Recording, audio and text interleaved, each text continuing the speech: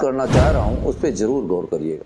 मानता हूं कि मैं जिस मुद्दे को लेकर आप लोगों के बीच में आया हूं उससे बहुत सारे लोग मुकेश्वर धाम बाबा तो खुले हम हिंदू राष्ट्र की मांग करते घूम रहे की बात करता है। यहां तक कि देश के प्रधानमंत्री से लेकर संत महात्मा वर्तमान में जहां पूरे हिंदुस्तान में इस बात का दौर चल रहा है कि भारत हिंदू राष्ट्र बने और सारा देश हिंदुत्व की बात करता है। यहां तक कि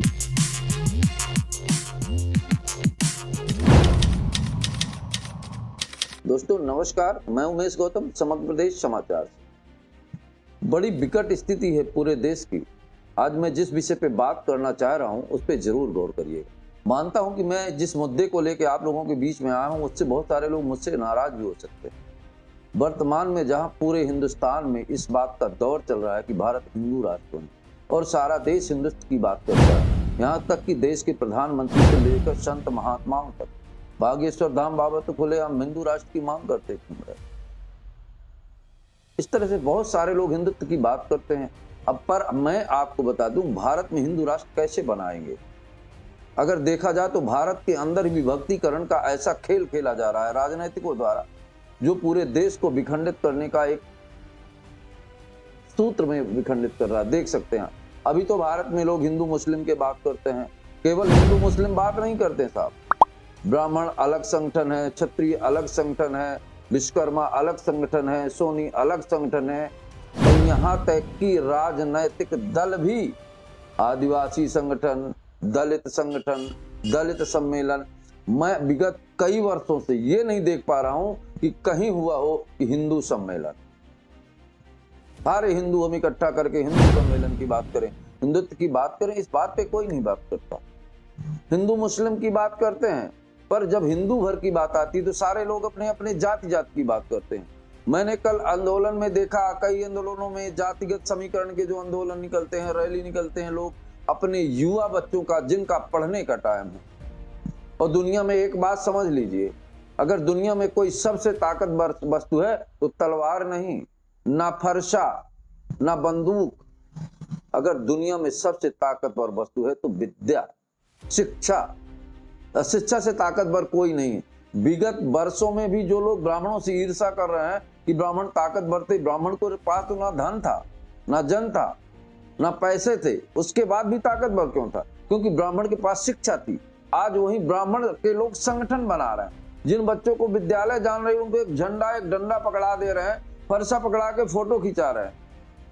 क्या सारे फरसा पकड़ के ही रहेंगे?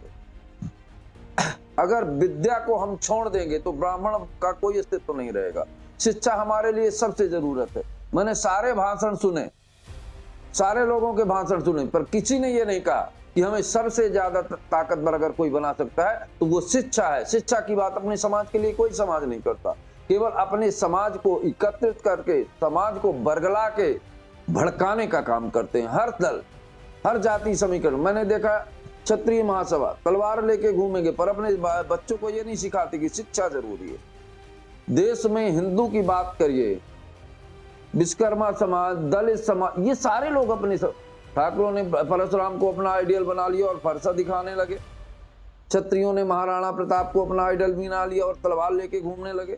विश्वकर्माओं ने अपना आइडियल बना लिया, आदिवासियों ने अपना आइडियल बना लिया।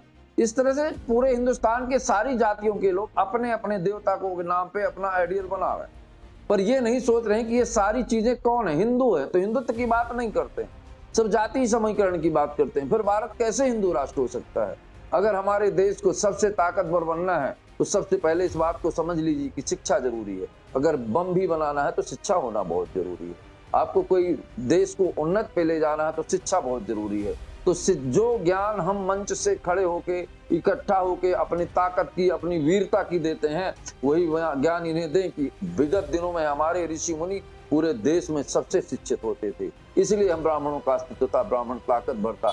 आज ब्राह्मण शिक्षा से पीछे अगर भाग रहा है, केवल रैलियों तक सीमित है, झंडे तक सीमित है, बैनर तक सीमित है, तो आने वाले समय में ब्राह्मण कमजोर होगा, सारी जातियां कमजोर होंगी। मैं एक ब्राह्मण की बात नहीं करता, पूरे भारत की बात करता हूं। तो जो जाति समीकरण को लेके बात करते हैं, जाति समाज के, मैं तो यहां तक कहूंगा सरकार से जातीय संगठनों को महत्व देना या इन्हें परमिशन देना या इनका रजिस्ट्रेशन करना भी प्रशासन को नहीं करना चाहिए।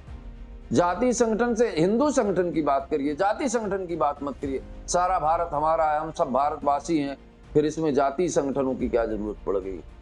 इसके माने कि हमें दूसरी जात के लोग प्रताड़ित करते हैं, तो जब हमें दूसरे जात के लोग प्रताड़ित करते हैं तो अन्य धर्म के लोग प्रताड़ित करते हैं, तो सब में अंतर कहाँ रह गया? हम एक दूसरे के देवी देवताओं के बारे में गलत शब्दों का प्रयोग करते हैं, फिर हिंदुत्व कहाँ रह गया?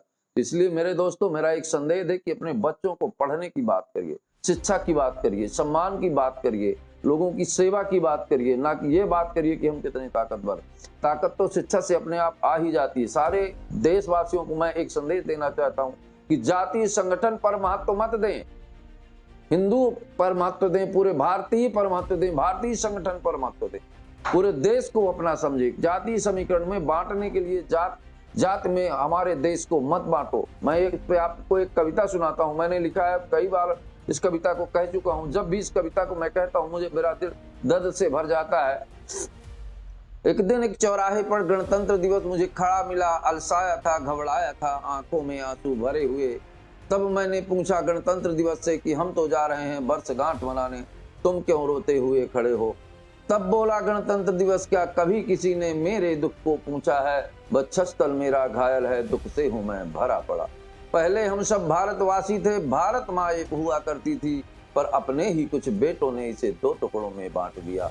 अब तो इतने टुकड़े कर डाले कि जाति जाति में बांट दिया। मानवता का कर दिया हनन, शहीदों के बलिदानों का कर दिया पतन। मैंने कभी नहीं सोचा था मेरे बेटे इस हद तक गिर जाएंगे। धन लोभी और अत्याचारी निर्बल को खूब सताएंगे। इसलिए खड़ा मैं चौराहे पर रोता हूँ। हमारी भारत माता बार बार रोती है कि मेरे बेटों को जात के आधार पर मत बांटो।